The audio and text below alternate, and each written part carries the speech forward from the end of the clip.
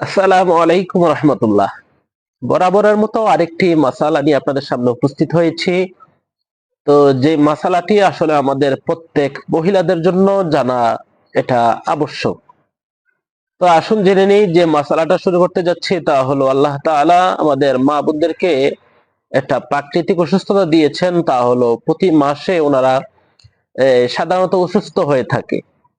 তো আমরা আরবিতে এটাকে হায়েজ বলা হয়, বাংলাতে এটাকে মাসিক বলা হয়, মাসিক বলে আমরা জেনে থাকি। এই আরো বিভিন্ন ভাষায় এটা আমরা অনেকে পরিচিত, যেমন পিরিয়ড বলে, অনেকে ঋতুস্রাব বলে। তো আচ্ছা, আসলে যে বিষয় নিয়ে কথা বলতে চাচ্ছি তা হলো আল্লাহ তাআলা এটা মহিলাদেরকে দিয়েছেন। এখন এই হায়েজ মূলত কাকে বলে? তো হায়েজের আসলে যদি হায়েজের পরিচয় আমরা জানতে চাই, তাহলে হায়েজের পরিচয় মানে সুন্দরভাবে বললে যে কম সময়ের অর্থাৎ নিম্ন সময় 3 দিনের থেকে উপরে এবং 10 দিন পর্যন্ত যে রক্তটা দেখা দেয়, এই রক্তটাই হায়েজ বলে মূলত পরিগণিত হয় এবং হায়েজের রক্ত বলে মূলত ধর্তব্য হয়। এটা হলো 3 দিন থেকে নিয়ে, এটা হলো সর্বনিম্ন সময় হলো 3 দিন আর সর্বোচ্চ সময় হলো 10 দিন। এই 3 দিন থেকে 10 দিন পর্যন্ত যে রক্তটা দেখা যায় এটা হলো হায়েজ। তো এখন এই 3 দিন থেকে 10 দিন পর্যন্ত যে রক্তটা দেখা দেয়, এই রক্তটা যদি আসে তাহলে এই রক্তের সময় আমাদের নামাজ মা বোনদের বন্ধ রাখতে হয়।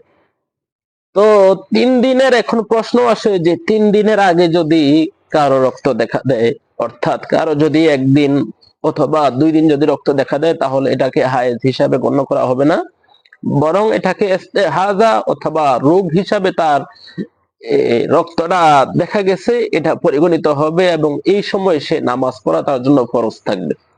তো এই সময় সে নামাজ ছেড়ে থাকতে পারবে না। কোন সময়ে? যদি 3 দিনের কমে একদিন অথবা 2 দিন যদি কারো রক্ত দেখা দেয়। তো আরেকটি প্রশ্ন, যদি কোনো মহিলার 10 দিনের চেয়ে বেশি যদি রক্ত দেখা দেয়, তাহলে সেটা কি হবে? 10 দিনের বেশি যদি কোনো রক্ত দেখা দেয়, তাহলে সেই রক্তটাও ইস্তেহাজা তথা রোগের কারণ হিসাবে পরিগণিত হবে। অর্থাৎ 10 দিনের পরে যে রক্তটা দেখা দিবে সেই রক্তটাকে হায়েজ হিসাবে গণ্য করা হবে না। ওই সময়েও সে কি করতে হবে? নামাজ পড়তে হবে। তো আরেকটা বিষয় হলো, যে সমস্ত মহিলাদের অর্থাৎ হায়েজের বিষয়টা, মাসিকের বিষয়টা, এটা মূলত একটা আদত অভ্যাস অনুযায়ী এটা এসে থাকে। যদি অনেকের অভ্যাস অনুযায়ী হয়, অর্থাৎ কোন মহিলার সব সময় 7 দিন অথবা সব সময় 5 দিন 6 দিন এভাবে যদি রক্ত দেখা দেয়, তাহলে তার যে অভ্যাসটা আছে অভ্যাস অনুযায়ী যে কয়দিন রক্ত চলে ওই কয়দিন তার নামাজ পড়তে হবে না। আর অভ্যাস অনুযায়ী যে কয়দিন চলে এই কয়দিন রক্ত দেখা যাওয়ার পরে এরপরে যখন বন্ধ হয়ে যাবে তখন আবার তার নামাজ শুরু করতে হবে। এখন কোন মহিলার যদি অভ্যাস যদি না থাকে, অর্থাৎ এক মাসে যদি আসে, মনে করেন জানুয়ারি মাসে হলো 4 দিন, এরপরে ফেব্রুয়ারি মাসেও আবার হয় 5 দিন, এরপরে মার্চ মাসে হয় আবার 6 দিন 7 দিন, এভাবে যদি লড়ে চড়ে প্রতি মাসে যদি তার হায়েজের বা মাসিকের অবস্থা যদি ভিন্ন হয়, তাহলে সেক্ষেত্রে মাসালা হলো, তো যদি এমনটা দেখা দেয় তাহলে আপনার যখন রক্ত বন্ধ হবে ওই ওই সময় থেকে নিয়ে আপনার সামনে যে নামাজ আছে ওই নামাজের গোসল করে নামাজের তাহরিমা বাঁধার সময় পর্যন্ত যদি রক্ত বন্ধ থাকে তাহলে আপনার ওই নামাজ পড়তে হবে। উদাহরণস্বরূপ আমি আপনাকে বলি, মনে করেন জানুয়ারি মাসে আপনার 4 তারিখে আপনার রক্ত বন্ধ হয়েছে, এরপরে ফেব্রুয়ারি মাসে এসে আপনার 5 তারিখে রক্ত বন্ধ হলো।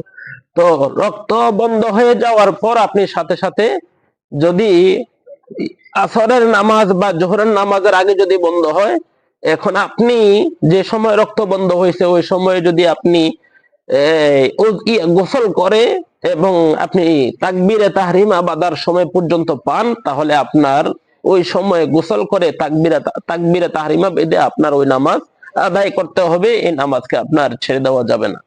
তো আশা করি আপনারা বুঝেছেন যে মাসিক কাকে বলে এবং মাসিকের নিম্ন সময়টা হলো কতদিন, মাসিকের সর্বোচ্চ সময় হলো কতদিন, এবং যাদের অভ্যাস অনুযায়ী মাসিক আসে তারা কখন নামাজ আদায় করবে, যাদের অভ্যাস অনুযায়ী মাসিক আসে না, 1 মাসে 3 দিন অথবা 1 মাসে 4 দিন এভাবে ব্যতিক্রম হয়ে আসে, তারা কিভাবে নামাজ আদায় করে আশা করি সবাই বুঝতে পেরেছেন। সেই অনুযায়ী আমল করার চেষ্টা করবেন। আল্লাহ রাব্বুল আলামিন আমাদের মাবুদদেরকে উক্ত মাসালা অনুযায়ী আমল করার তৌফিক দান করুক। আমিন। আসসালামু আলাইকুম রহমতুল্লাহ।